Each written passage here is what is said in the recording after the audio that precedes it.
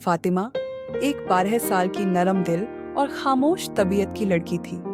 वह किताबों से बहुत मोहब्बत करती थी, खास तौर पर इस्लामी कहानियां, नबियों के वाकयात और सहाबा किराम के किस्से।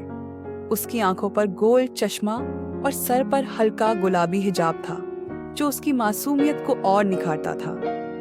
जहां दूसरे बच्चे स्कूल की छुट्टी के बाद खेल के मैदान की ओर दौड़ते, वहीं फातिमा लाइब्रेरी के कोने में बैठी इस्लामी कहानियों की किताबों में खोई रहती। उसे कुरानी किस्सों की एक किताब बहुत पसंद थी, जिसमें नबियों और सहाबा के वाकयात थे। वह उसे कई बार पढ़ चुकी थी, लेकिन हर बार उसे कुछ नया सीखने को मिलता। एक दिन जब आसमान में बादल गरज रहे थे और हल्की बारिश हो रही थी, फातिमा हमेशा की तरह लाइब्रेरी पहुंची। वह कुरानी कहानियों वाली अपनी पसंदीदा किताब ढूंढने लगी, मगर उसकी पसंदीदा किताब गायब थी। वह परेशान हो गई।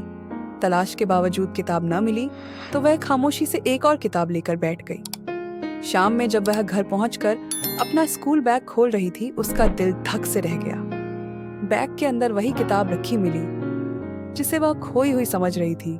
उसे याद आया कि वह पिछले हफ्ते उसे घर ले गई थी और वापस करना भूल गई थी। उसका दिल शर्मिंदगी से भर गया।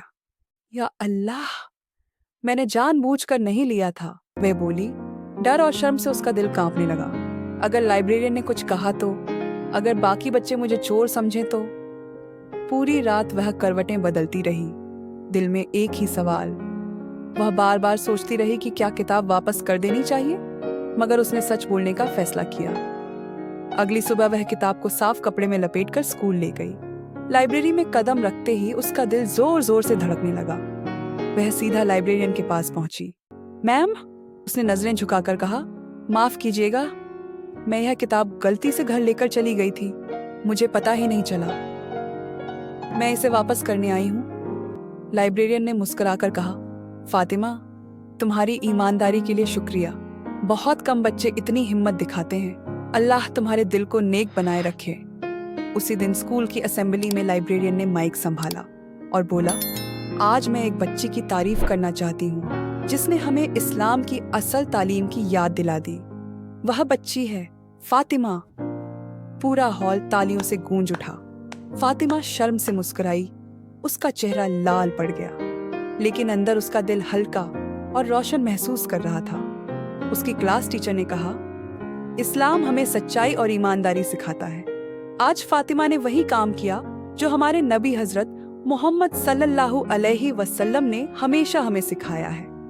हमारे नबी हजरत मोहम्मद सल्लल्लाहु अलैहि वसल्लम को अल अमीन यानी सबसे सच्चा और अमानतदार कहा जाता था। उस दिन से फातिमा को सिर्फ एक किताबों से प्यार करने वाली लड़की के रूप में नहीं देखा गया, बल्कि अब वह अपने सहपाठियों के लिए ईमानदारी और किरदार की मिसाल बन चुकी थी। और अब हर दिन लाइब्रेरी से निकलते वक्त वह अपने बैग को एक बार नहीं 3 बार चेक जरूर करती।